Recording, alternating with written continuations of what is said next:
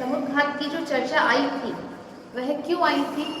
द्रव्य गुण पर्याय के अंतर्गत समुद्घात की चर्चा क्यों आई थी? उनका प्रश्न था कि 3 लोग के बराबर कौन सा जीव हो जाता है। हाँ, कौन सा जीव 3 लोग के बराबर कब होता है? हाँ। जब प्रत्येक द्रव्य के प्रदेशों की संख्या की चर्चा आई है, हाँ। तो उसमें जीव द्रव्य के प्रदेशों की संख्या में आया था कि कितने होते हैं? निश्चय से तो लोकाकाश प्रमाण प्रदेश है ऐसे जीव के होते हैं, परंतु लोकाकाश के प्रमाण कोई जीव दिखाई देता नहीं है। तो ऐसा कौन सा जीव होता है जो लोकाकाश के प्रमाण होता है? उस संदर्भ में यहाँ पर समुद्घात की चर्चा आई थी, जिसमें कहा गया था कि जब जीव समुद्घात करता है, उस समुद्घात में भी कौन सा समुद्घात करेगा तब लोकाकाश प्रमाण होगा? मात्र केवली समुद्घात। केवली समुद्घात में भी जो लोक पूर्ण समुद्घात की जो अवस्था बनती है उस समुद्घात के अंतर्गत ही यह जीव लोकाकाश प्रमाण के प्रदेश के प्रमाण वाला वह हो जाता है। और इस प्रकार से यहाँ पे समुद्घात की चर्चा यहाँ आई थी, जिसे हमने समझा था। अब यहाँ पर अस्थिकाय के अपेक्षा से जो 6 द्रव्य हैं उनकी चर्चा यहाँ पर हो रही है। पेज नंबर 13 पर क्वेश्चन नंबर 65 है। हमारे लिए थोड़े से प्रश्न और बचे हैं, तो 100 प्रश्न होते ही हम एक परीक्षा हम यहाँ पर लेंगे, टेस्ट जैसा।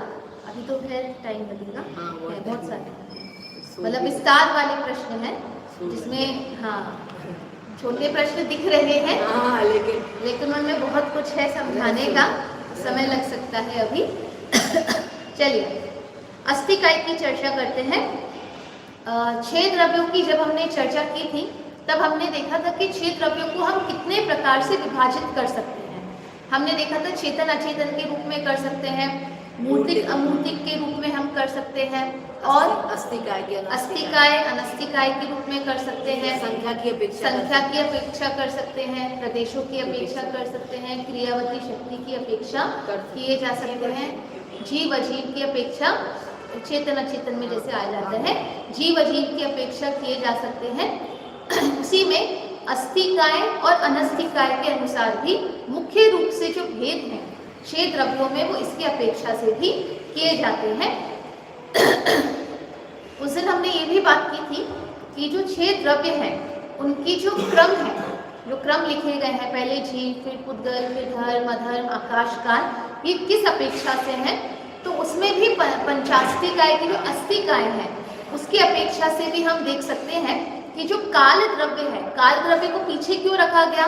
तत्वार्थ सूत्र में आपने सूत्र पढ़ा होगा, तो उसमें भी आप देखेंगे सभी द्रव्यों का वर्णन आता जाता है और सबसे अंत में किसका वर्णन आता है? काय का अलग से वर्णन किया गया। तो क्यों किया गया है वहाँ काय का अलग से? क्योंकि वो अनस्थिकाय था, तो उसका वर्णन अलग किया है। और ये एक ग्रुप बनाकर पंचस्थिकाय का जो ग्रुप था, समूह था, उनका वर्णन अलग किया है। चलिए आपको याद हो तो पूछते हैं, 6 द्रव्यों का क्रम के कारण क्या बताए थे? ये जो क्रम बना है ये क्यों बना है? मतलब पहले जीव, ऐसे बोल सकते ना, धर्म अधर्म जीव पुद्गल आकाश काल, काल आकाश धर्म अधर्म पुद्गल जीव, ये भी क्रम हो सकता था, किसी भी प्रकार का क्रम हो सकता था, लेकिन यही क्रम क्यों है? हाँ देखो, जीव के साथ अजीव की जोड़ी है, हाँ, धर्म के साथ अधर्म की जोड़ी है, हाँ, है ना। और फिर आकाश द्रव्य ऐसा है कि वो संपूर्ण लोक में व्याप्त है, हाँ, और जो काल द्रव्य है वो अकेले एक प्रदेशी है, इसलिए अपेक्षा उसको अलग रखा है। देखिए जीव, हम स्वयं है जीव, इसलिए हम सबसे पहले किसको रखेंगे? अपने स्वयं को रखेंगे। अब जीव, जब जीव की बात हम करते हैं तो उसका अनादिकाल से संबंध किसके साथ है? पुद्गल द्रव्य के साथ है। या फिर हम कह सकते हैं इस जीव को अगर कुछ दिखाई देता है तो क्या दिखाई देता है? मात्र पुद्गल द्रव्य ही दिखाई देता है, और उसका संबंध भी पुद्गल द्रव्य से ही है। इसलिए जीव के बाद किसकी चर्चा आई? पुद्गल की चर्चा आई है। फिर हमने बात की थी, क्योंकि आकाश तो सबसे बड़ा है और सारे द्रव्य उसमें समाहित है, इसलिए उसको अंत में रखा है। काल को अंत में रखा है क्योंकि वो अस्थिकाय नहीं है, इसलिए वो तो अंत में है ही। आकाश को उसके बाद इसलिए रखा है, उसके पहले इसलिए रखा है क्योंकि वो कैसा था? पूरे लोक में व्याप्त था। फिर जो धर्म और अधर्म है, इनकी जोड़ी है, उसमें भी अधर्म पहले क्यों नहीं है, धर्म पहले क्यों है?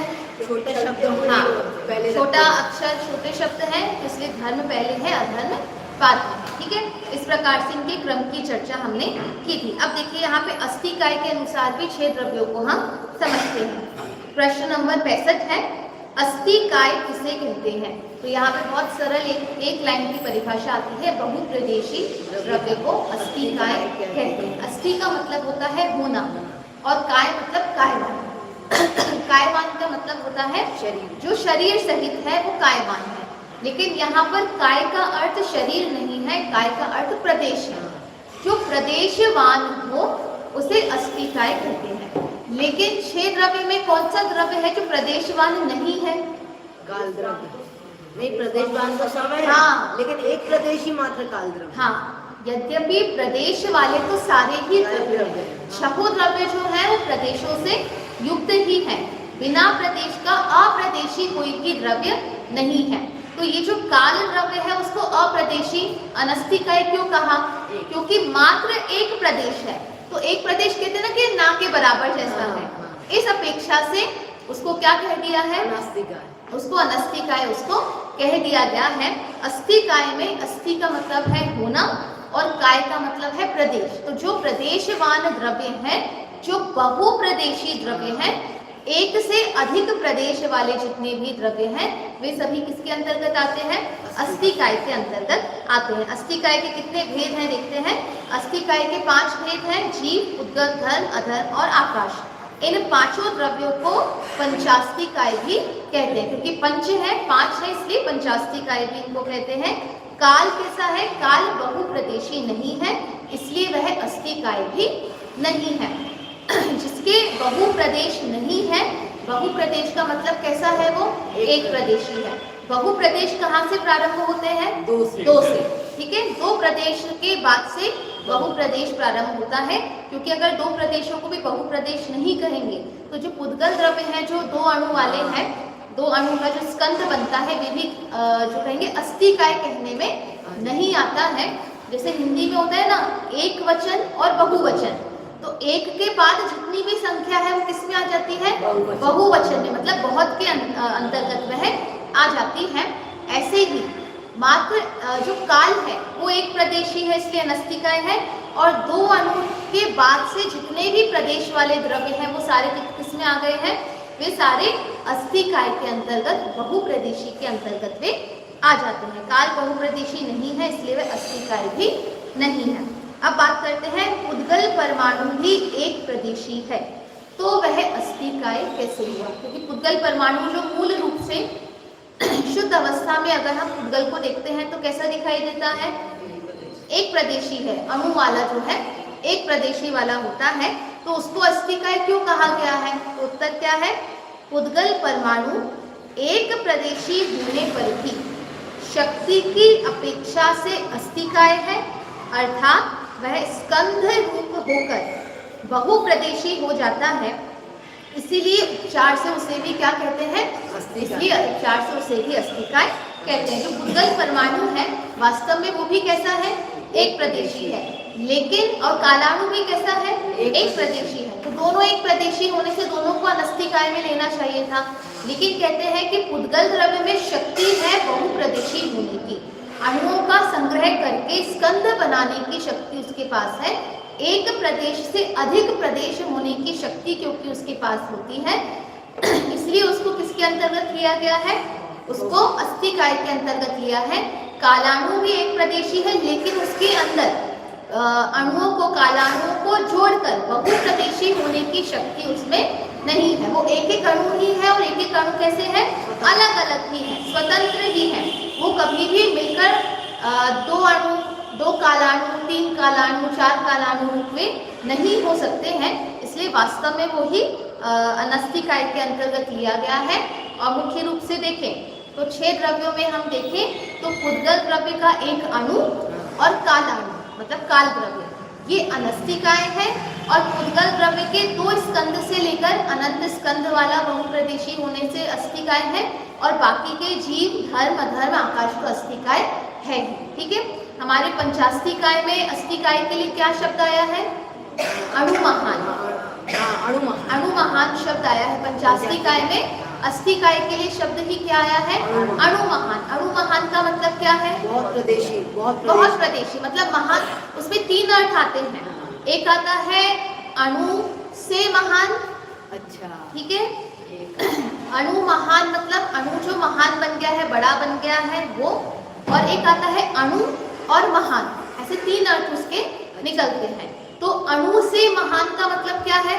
यानी अणु से बड़ा है। हाँ, जो अणु से बड़ा है। अणु महान में अणु से महान का मतलब क्या हुआ? जो अणु से बड़ा है, तो वो अणु महान कहलाएगा। ये हमारे समास विग्रह होते हैं। समास विग्रह में क्या होता है? एक संधि विच्छेद अलग होती है, समास विग्रह अलग होता है। जैसे हमने कहा भोजनालय, तो भोजनालय में संधि भी है और समास भी है। संधि कैसी है कि भोजन प्लस आलय को मिला के क्या कह दिया? भोजनालय। ये तो हुई संधि। और हमने जब हमने कहा भोजन के लिए आलय, ये क्या हो गया? ये समास। जहाँ पे कारक का लोप हो जाए, 2 शब्दों के बीच में कारक का लोप जहाँ पर हो जाता है, उसी को क्या कहते हैं? उसको समास कहते हैं। और जहाँ पे स्वरों में और व्यंजनों में संधि की जाती है, उसको हम संधि कहते हैं। मतलब उनमें जब मेल होता है, स्वरों और व्यंजनों में मेल होता है, तो वो संधि कहलाता है। और जहाँ पे कारकों का लोप कर दिया जाए, उसको हम समास कहते हैं। तो अब अणुमहान में क्या है? अणुमहान में हम कितने प्रकार से उसका समास विग्रह कर सकते हैं, ठीक है। जैसे पहला हुआ अणु से महान। तो अणु से महान का मतलब जो अणु से बड़ा है। तो जितने भी जो भी चीज अणु से बड़ी होगी वो सब किसके अंतर्गत चली गई? अस्थिकाय। अणुमहान अस्थिकाय के लिए शब्द दिया गया है। पंचास्थिकाय में अणुमहान अस्थिकाय के लिए ही एक अन्य जो शब्द है वो दिया गया है। फिर दूसरा आता है अणु से महान। अब यहाँ पे 2 तरीके का अर्थ हुआ है। एक है अणु से महान, मतलब जो अणु से ज्यादा महान हो। और एक आता है 2 अणु से महान, मतलब एक अणु से महान का मतलब 2 अणु से महान का मतलब जो 2 अणु मिलकर महान बन गया है, मतलब बड़ा बन गया है, ठीक है। अणु से महान का मतलब है एक अणु से महान है जो, और अणु महान का मतलब जो एक से अधिक अणु से मिलकर क्या बन गया है? महान बन गया है। और एक आता है अणु और महान। तो अणु का मतलब है एक प्रदेशी और महान का मतलब है ज्यादा, बड़े, अधिक। तो अणु में जो अधिक है, मतलब अधिक अणुओं का जो समूह है, उसको भी क्या कह दिया गया है? यद्यपि तीनों का अर्थ एक ही है, लेकिन अलग अलग विवक्षाओं से उसको 3 प्रकार से उसका अर्थ वहाँ पे मिलता है। तो अणु महान मतलब जो एक प्रदेशी। अणु शब्द तो यद्यपि पुद्गल द्रव्य का है, जो पुद्गल द्रव्य का ही हम कहेंगे। अणु जो बनता है पुद्गल द्रव्य का होता है, पुद्गल द्रव्य के अंतर्गत आता है। लेकिन अस्थिकाय की जब हम व्याख्या कर रहे हैं अणु महान से, तो बाकी द्रव्यों को अणु महान से व्याख्यान क्यों किया गया है? बताइए। हाँ, क्योंकि प्रदेश का जो आकार है या माप है या परिमाण है, वो हम किसके माध्यम से नापते हैं? परमाणु की अपेक्षा से मानते हैं। मतलब वो एक अणु से महान है, मतलब एक प्रदेश से महान है। अगर हम कहेंगे जीव जो द्रव्य है वो बहुप्रदेशी है, तो अणु महान है, मतलब उसके अंदर एक अणु को जितना प्रदेश घेरता है उससे अधिक प्रदेश उसके अंतर्गत आते हैं। तो क्योंकि अणु प्रदेश का परिमाण होता है, प्रदेश को नापने का पैमाना होता है, इसलिए अस्थिकाय में उसको अणु महान के रूप में भी उसको समझाया गया है, ठीक है। चलिए हाँ, कर देते हैं। देखिए यहाँ पे अस्थिकाय की चर्चा चल रही है, ठीक है। हमारे जो 6 द्रव्य है उसकी हमने बात की है कि जो 6 द्रव्य है उनको हम कितनी प्रकार से विभाजित कर सकते हैं, कितने प्रकार से उनमें भेद हम कर सकते हैं, या हम कहें उनके स्वभाव के आधार पर कितने भेद उनके बन सकते हैं। तो जैसे एक हमने क्या बनाया है? बताइए, कितने प्रकार से भेद किए जा सकते हैं 6 द्रव्यों में? एक भेद बताइए आपकी तरफ से। हाँ, एक तो हो गया अस्थिका नस्थिका। दूसरा भेद बताइए, रूपी अरूपी। तीसरा भेद बताइए, जीव अजीव, चेतन अचेतन। इस प्रकार से भेद किए जा सकते हैं, जिसमें से हम अभी किसकी चर्चा कर रहे हैं?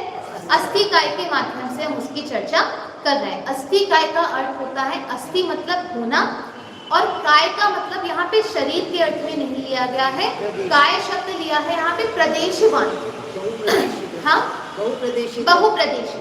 तो जो जिसके प्रदेश है उसको अस्थिकाय कहा। लेकिन ऐसा कोई भी द्रव्य नहीं है जो प्रदेश के बिना हो। काल द्रव्य को यद्यपि अनस्तिकाय कहते हैं, लेकिन वह भी कैसा है? प्रदेश सहित है। तो उसको अनस्तिकाय क्यों कहा गया है?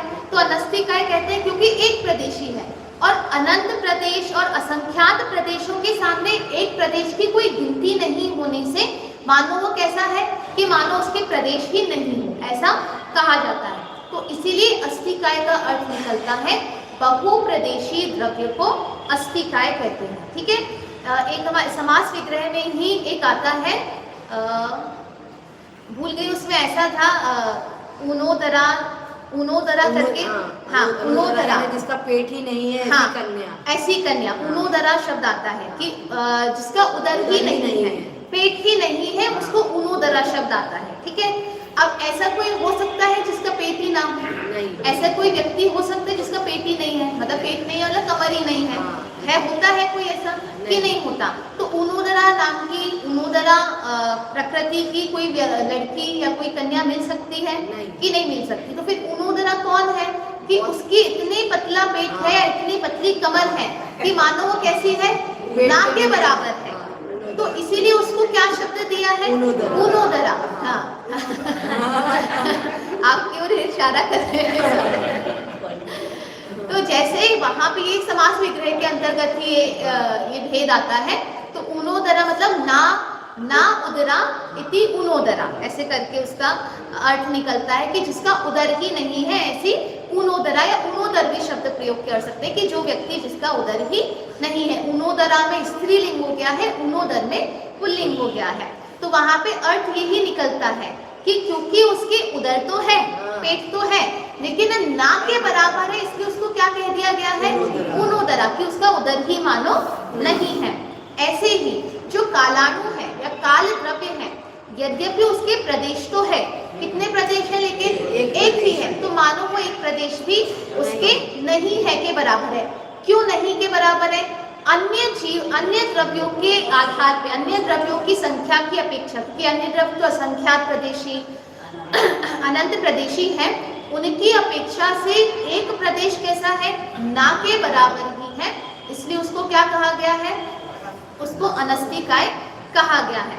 जैसे हमारे मान लीजिए ग्लास है, तो ग्लास में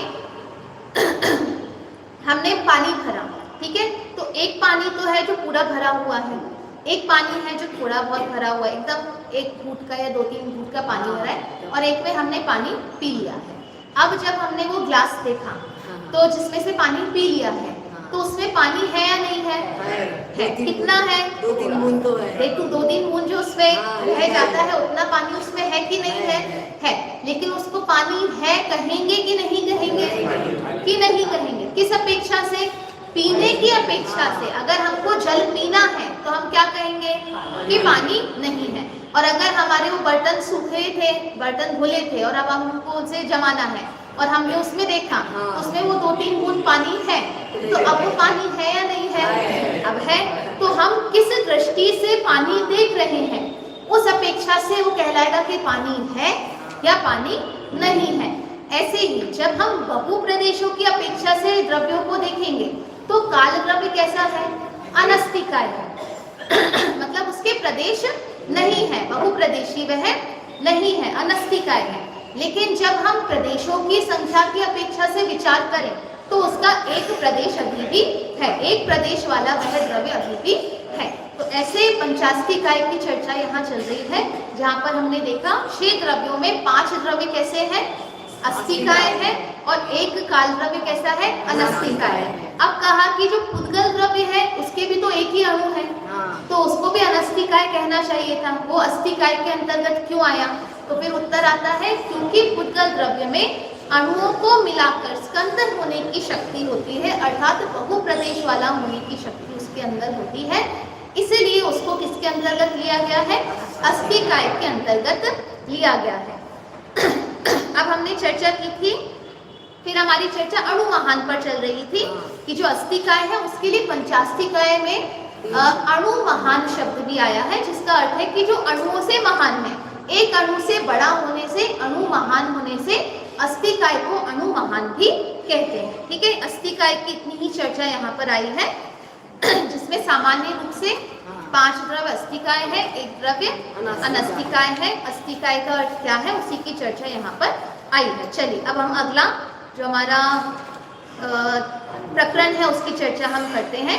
अब यहाँ पर आता है, और जो पंचास्थिकाय में आपने पढ़ाई होगा विशेष जो है, यद्यपि उसमें अस्थिकाय और अस्थिकाय का बहुत ज्यादा वर्णन उसमें भी नहीं मिलता है, इतना ही सामान्य आपको मिलता है कि बहुप्रदेशी, और फिर उसमें फिर 6 द्रव्यों का ही जो वर्णन है, उत्पाद व्यय द्रव्य की अपेक्षा, द्रव्य गुण पर्याय की अपेक्षा उसकी ही जो चर्चा है वो मिलती है। और अंत में जीव द्रव्य किस प्रकार से मुख्य है और उसी का आधार लेकर, उसी का लक्ष्य लेकर हमें मोक्ष की प्राप्ति करनी है, उसी का आत्मचिंतन करना है, उसी पर उपयोग लगाना है, इस आधार पर वो पंचास्थिकाय जो ग्रंथ है वह लिखा गया है। चलिए अब हम बात करते हैं, अच्छा जैसे वो जो पंचास्थिकाय ग्रंथ है तो उसमें काल द्रव्य का वर्णन है या नहीं है? है। तो फिर पंचास्थिकाय शब्द में, मतलब शब्द में तो काल द्रव्य आया नहीं है, तो फिर ऐसा नाम क्यों रखा ग्रंथ? 5 अस्थिकाय तो है पर काल द्रव्य छूट गया ना। नहीं तुमने कहा 6 द्रव्य है ना, हाँ। 6 द्रव्यों की भी है ना सत्ता है ना, हाँ। और वो काल में परिवर्तन है, इस वजह से उन्हें इसलिए हाँ, क्योंकि काल द्रव्य के बिना तो 5 द्रव्यों के प्रदेशों में भी परिणमन नहीं हो रहा, तो अगर उसका नाम नहीं भी लिया तो भी वो है। पंचास्थिकाय के अंतर्गत उसका भी कार्य है, उसका प्रयोजनभूत क्रिया उसमें विद्यमान है। इसलिए मतलब मैं तो सिर्फ शास्त्र के उसकी बात कर रही हूँ कि यद्यपि उसमें काल द्रव्य का नाम नहीं आया, लेकिन फिर भी काल द्रव्य उसमें समाहित है। जैसे आप कोई ऐसा प्रकरण लेते हैं, मान लीजिए पंचास्थिकाय लिया है, तो पंचास्थिकाय शब्द ही कह रहा है कि अस्थिकाय है, तो फिर उसमें क्या समझाना पड़ेगा कि अनस्थिकाय भी कुछ होता है, उसका भी वर्णन वहाँ पे करना पड़ेगा। इसलिए पंचास्थिकाय में काल द्रव्य भी उसमें समाहित हमें मिलता है। चलिए तुमने ना इन 5 को लिया है अणु महान, और काल द्रव्य को लिया है लिंग परिवर्तन। लिंग परिवर्तन, परिवर्तन लिंग, जो परिवर्तन के चिन्ह है। लिंग का मतलब होता है चिन्ह, कि जिसके कारण परिवर्तन की पहचान होती है, वो हमारे काल द्रव्य को उसको उस नाम से उसमें बताया गया है। चलिए अब हम बात करते हैं, अगला जो हमारा प्रकरण यहाँ प्रारंभ हो रहा है, अणुजीवी गुण और प्रतिजीवी गुण। ये अणुजीवी गुण और प्रतिजीवी जो गुण होते हैं, ये अणुजीवी गुण प्रतिजीवी गुण किस में होते हैं, कौन से द्रव्य में होते हैं? नहीं, द्रव्य की बात कर रही हूँ, सभी द्रव्यों में होते हैं। हाँ, क्योंकि हम घाती अघाती कर्मों की चर्चा करते हैं, उसमें अणुजीवी प्रतिजीवी गुणों का नाम आता है, इसलिए हमें लगता है कि मात्र जीव द्रव्य में होते हैं, लेकिन मात्र जीव द्रव्य में ही नहीं होते हैं, सभी द्रव्यों में अणुजीवी गुण और प्रतिजीवी गुण पाए जाते हैं। क्या होते हैं उनका हम अर्थ समझते हैं। अणुजीवी गुण किसे, और एक तो उसमें जीवी शब्द भी आता है, इसलिए हमें लगता है कि वो जीव के भी गुण है, लेकिन जीव के मात्र नहीं है, सभी द्रव्यों में होते हैं। हाँ, वस्तु के, देखिए पढ़ते हैं हम, अणुजीवी गुण किसे कहते हैं? वस्तु के भाव स्वरूप गुणों को अणुजीवी गुण कहते हैं, जैसे सम्यक्त्व, चारित्र, सुख, चेतना, स्पर्श, रस, गंध, वर्ण। अब ये स्पर्श, रस, गंध, वर्ण तो जीव के नहीं है, ये किसके हैं? ये तो भूतगल के हैं, मतलब भूतगल में भी क्या है? अणुजीवी गुण पाया जाता है। अब इसको समझते हैं क्या होता है। बहुत सिंपल सा इसका लॉजिक है अणुजीवी गुण प्रतिजीवी गुण का। जो पॉजिटिव वाले गुण होते हैं, सकारात्मक वाले गुण होते हैं, उनको हम अणुजीवी गुण कहते हैं। जो नेगेटिव वाले गुण होते हैं, नकारात्मक वाले जो गुण होते हैं, उनको हम क्या कहते हैं? प्रतिजीवी गुण। उन्हें हम प्रतिजीवी गुण कहते हैं। मतलब जो गुण है उनको हम अणुजीवी गुण कहते हैं, और जो गुण नहीं है, तो ऐसा होता है कि जो गुण नहीं है, तो जब वो गुण ही नहीं है तो फिर वो गुण कैसे हुए द्रव्य के? उनका नहीं होना ही गुण है। वो जो गुण नहीं है, उन गुणों का नहीं होना भी क्या है? एक गुण है। उसी को यहाँ पे क्या नाम दिया गया है? प्रतिजीवी गुण कहा गया है। जैसे ये जो जीव है, इस जीव में चेतना है, ये है मतलब पॉजिटिव है, तो चेतना कैसा गुण हुआ? अणुजीवी गुण हुआ। और जीव में मूर्तिकपना नहीं है, तो मूर्तिकपना नहीं होना भी उसका क्या है? उसका गुण है। तो ये जो गुण नहीं है उसके अंदर, उस गुण का होना क्या कहलाता है? प्रतिजीवी गुण कहलाता है। मतलब बहुत सामान्य सा है। जैसे एक जीव द्रव्य चेतन है, तो उसमें चेतन द्रव्य क्या कहलाएगा? अणुजीवी गुण।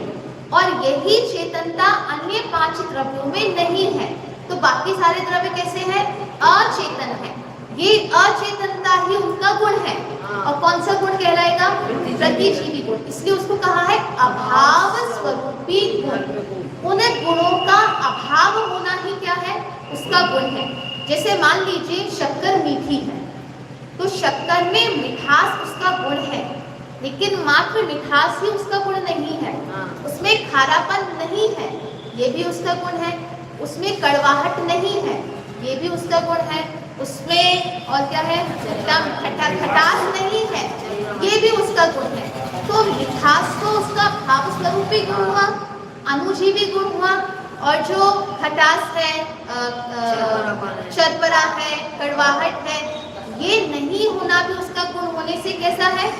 ये उसके प्रतिजीवी गुण कहलाते हैं। तो इसका सामान्य सा अर्थ ये है, जो भाव स्वरूपी गुण होते हैं उन्हें हम क्या कहते हैं? अणुजीवी गुण कहते हैं। अर्थात जो द्रव्य के अनुक्रम से मतलब अनुगामी होता है, उसके पीछे पीछे चलता है। अनुगामी मतलब होता है जो पीछे पीछे चलता है। जो द्रव्य के अनुगामी होता है, अर्थात हमेशा उसके पीछे चलता है। पीछे चलने का मतलब है सदैव उसके साथ रहता है, तो वो तो हुआ अणुजीवी गुण। और जो उसके प्रति मतलब प्रतिद्वंद में, हाँ अगेंस्ट में, जो उसके अगेंस्ट में रहता है, उसे हम क्या कहते हैं? प्रतिजीवी।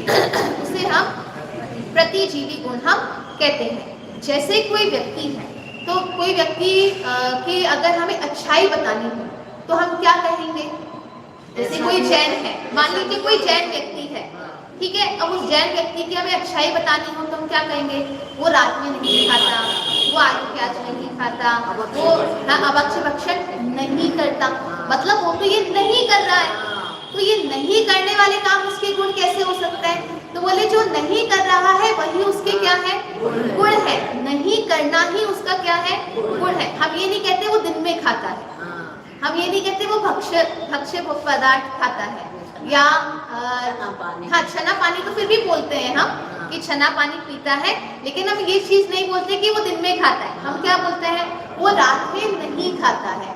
हम कहते हैं कि वो लौकी गिल की तुरैया खाता है, ये नहीं कहते।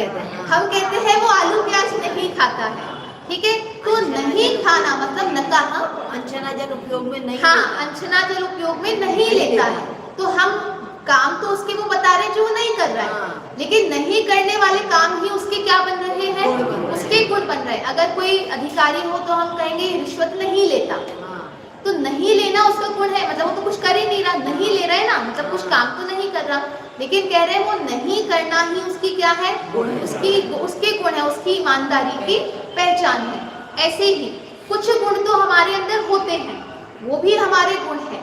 और जो गुण हमारे अंदर नहीं है, उनका नहीं होना भी हमारा क्या है? गुण कहलाता है। तो उन्हीं को हम गुण और धर्म में, हाँ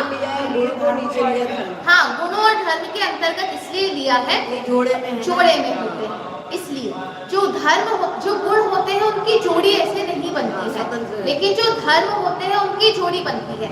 ये धर्म इसलिए भी लिए हैं क्योंकि जो प्रतिजीवी गुण होते हैं, तो यद्यपि धर्म और गुण मतलब धर्मों को भी गुण शब्द से प्रयोग किया ही जाता है, लेकिन जो धर्म होते हैं उन धर्म की जोड़ी रूप में होते हैं। जैसे यहाँ पर धर्म के उदाहरण में लिया है नास्तित्व, तो वो जो जीव द्रव्य है मान लीजिए, उसमें नास्तित्व नाम का प्रतिजीवी गुण भी है और अस्तित्व नाम का अणुजीवी धर्म भी है।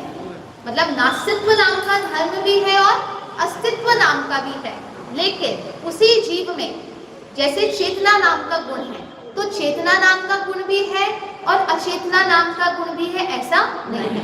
ये जो हमारा अनेकांत चलता है ये मात्र धर्मों पे चलता है, गुणों पे नहीं चलता। मतलब अगर हम कहें कि जीव में अस्थिपना भी है और नास्तिपना भी है, ये तो हम कह सकते हैं, लेकिन जीव चेतन भी है और अचेतन भी है, ऐसा नहीं कहा जा सकता है। तो जो हमारा अनेकांतवाद चलता है उसमें हम कहते हैं ना, अनेकांत मतलब क्या? दो परस्पर विरोधी धर्मवान, हाँ एक साथ एक साथ अंत शब्द का अर्थ वहाँ पे धर्म लिया गया है। धर्म और गुण दोनों लिए गए हैं, लेकिन मुख्य रूप से क्योंकि ये जो दो छोर बनते हैं, है या नहीं है, ये किस अपेक्षा से बनते हैं? ये धर्मों की अपेक्षा से बनते हैं। गुणों की अपेक्षा से भी यद्यपि वर्णन किया जा सकता है, गुणों की अपेक्षा से भी अनेकांतवाद का प्रयोग किया जा सकता है। जैसे चेतन शब्द है, तो चेतन शब्द का प्रयोग कर सकते हैं क्या अनेकांतवाद से, कि जीव चेतन भी है और अचेतन भी है, कह सकते हैं?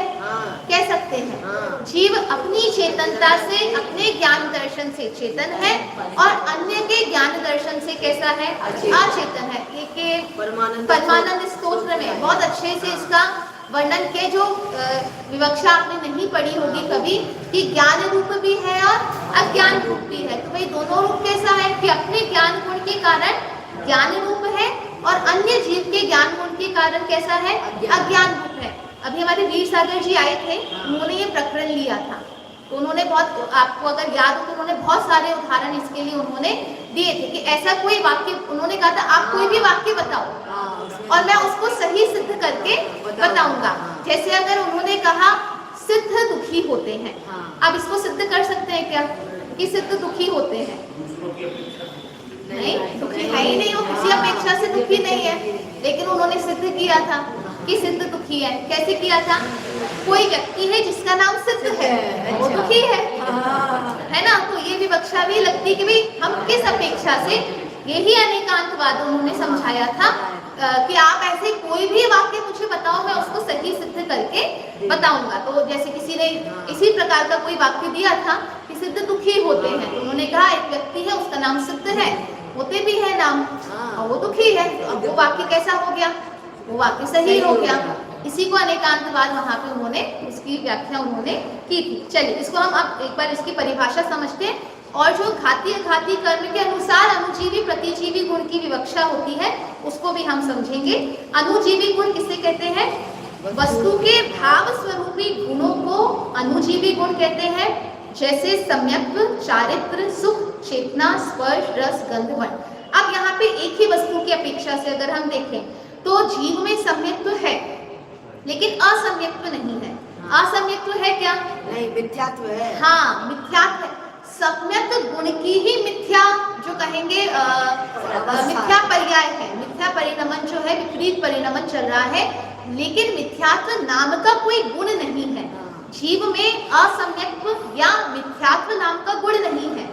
जो सम्यक्त्व ही क्या हो रहा है? विपरीत परिणमन कर रहा है, उसी का नाम क्या कर दिया गया है? मिथ्यात्व नाम दे दिया गया है, लेकिन मिथ्यात्व गुण नहीं है। अगर मिथ्यात्व नाम का गुण हो तो यह जीव कभी भी सम्यक्त्व नहीं हो सकता, या तो सम्यक दृष्टि होगा या मिथ्या दृष्टि, क्योंकि गुणों का अभाव नहीं होता है।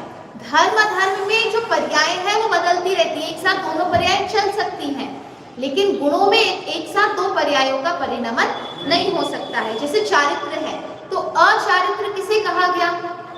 चारित्र का नहीं होना। हाँ, चारित्र गुण का विपरीत परिणमन को ही क्या नाम दिया है?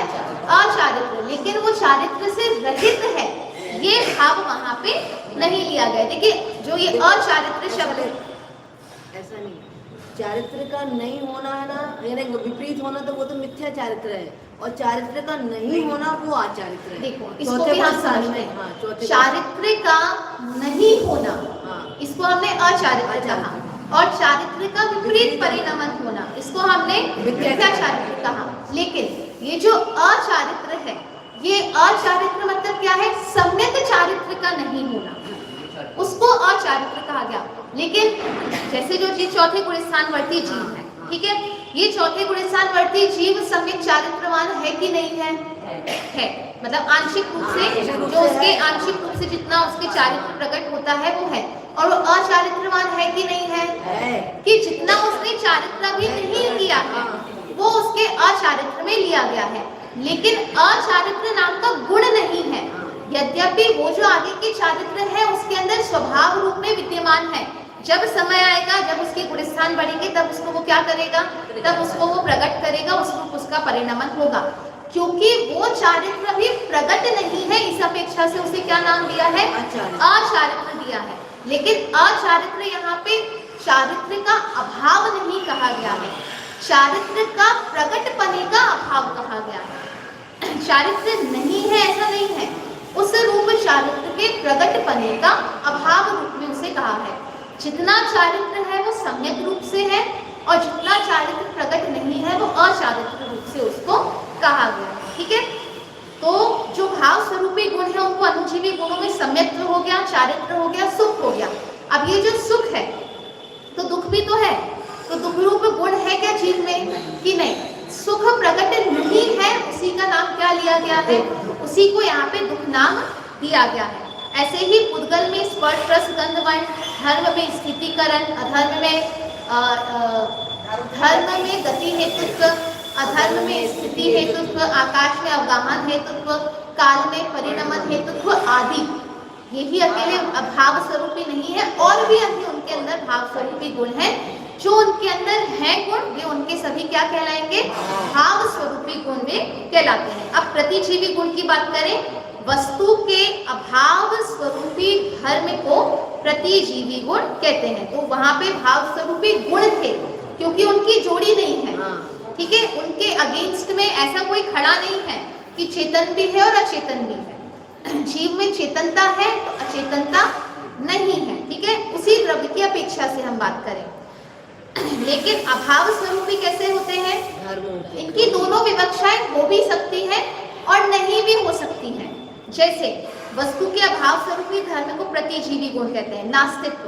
तो जीव में नास्तित्व है और अस्तित्व भी है, लेकिन अमूर्तत्व है। तो जीव में अमूर्तत्व तो है लेकिन मूर्तत्व नहीं है।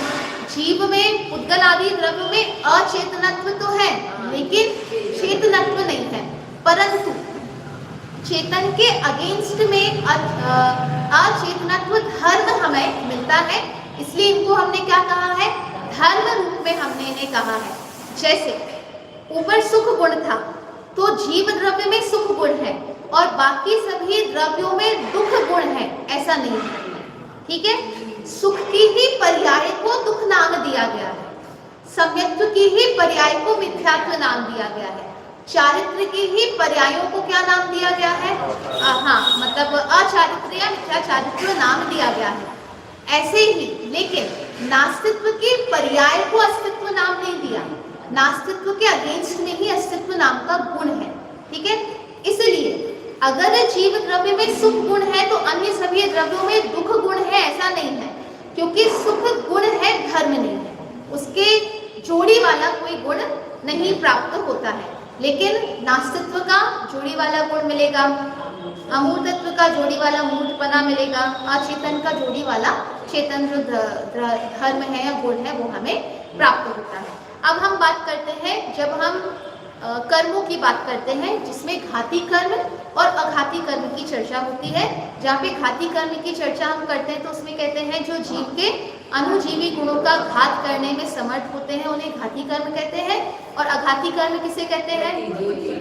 हाँ, एक ये भी परिभाषा आती है कि जो जीव के अनुजीवी गुणों को घात नहीं कर सकते उसको भी हम अघाती कर्म कहते हैं। और एक परिभाषा ये भी आती है जो जीव के प्रतिजीवी गुणों का घात करते हैं उसको हम अघाती कर्म कहते हैं। वहाँ पे थोड़ा सा अर्थ अलग आता है।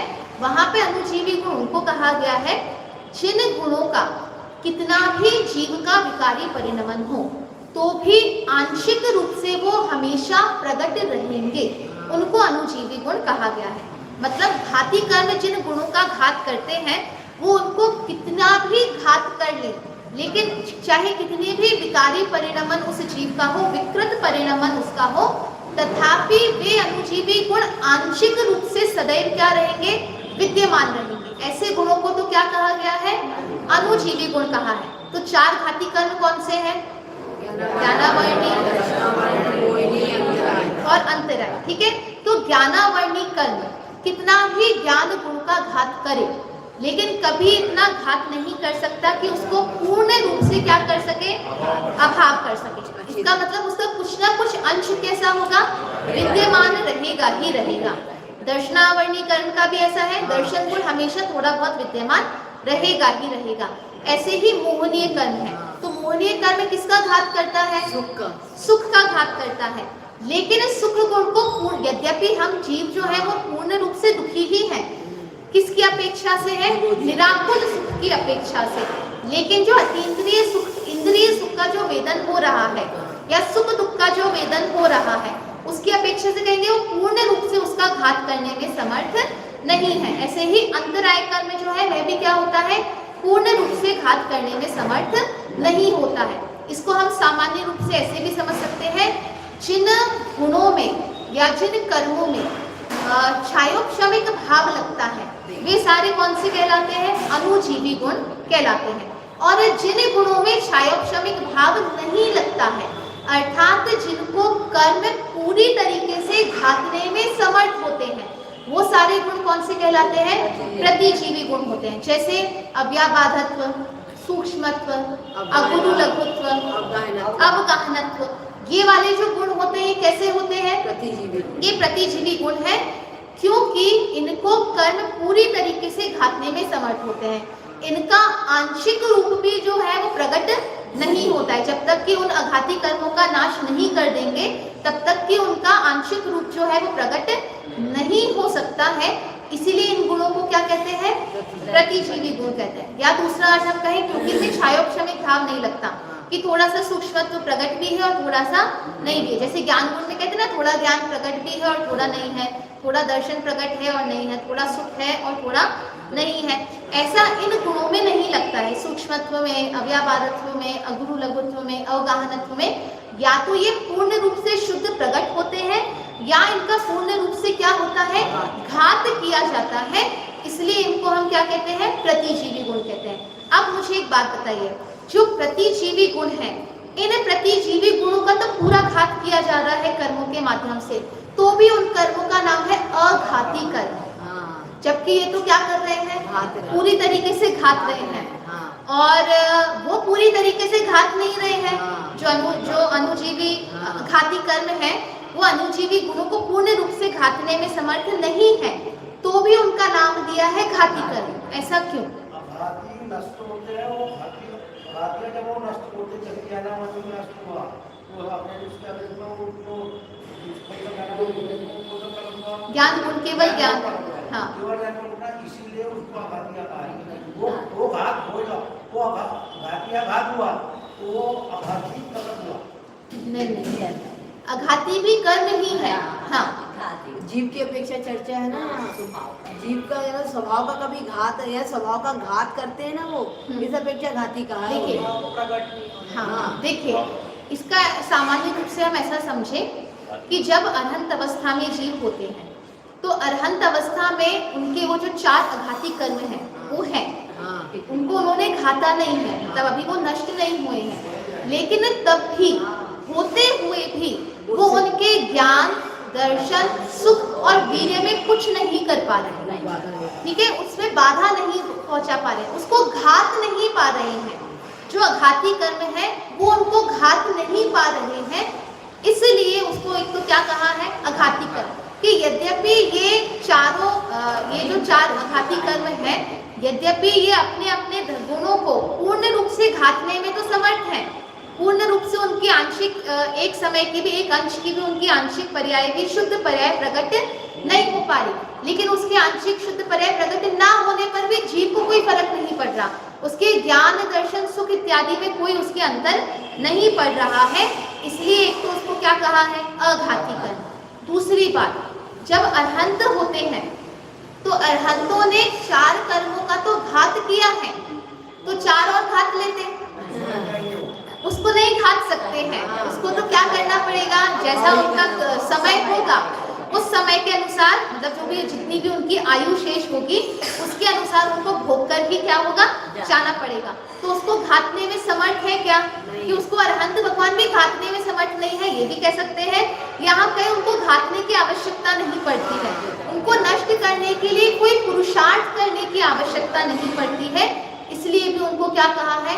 अघाती कर्म कहा है। इनको घातना है इसलिए घाती कर्म कहा है, इनको अघातना नहीं है, इनको नष्ट नहीं करना है, इसलिए उनको अघाती कर्म उनको कहा है। और दूसरी विवक्षा क्या है? ये डायरेक्ट जीव के ज्ञान, दर्शन, सुख आदि गुणों को घात करते हैं, इसलिए उनको घाती कर्म कहा है। और ये जो जीव के मूल जो सुख स्वभावी, ज्ञान, दर्शन आदि जो गुण है, उनको घातने में इनका कोई कार्य नहीं होता है, इसलिए भी उनको क्या कहा है, अघाती कर्म उनको कहा है। तो जो जीव के भाव स्वरूपी गुणों को घात करते हैं उनको हम अनुजीवी गुण कहते हैं।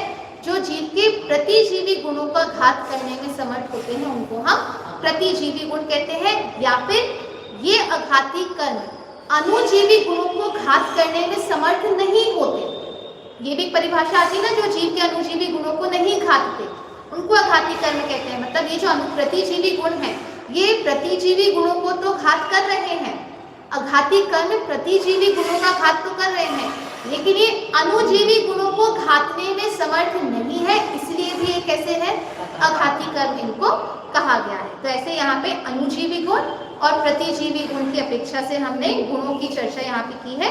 अब यहाँ पे अगले जो प्रकरण है वो 4 अभाव का प्रकरण है, इसकी चर्चा अब हम कल करते हैं।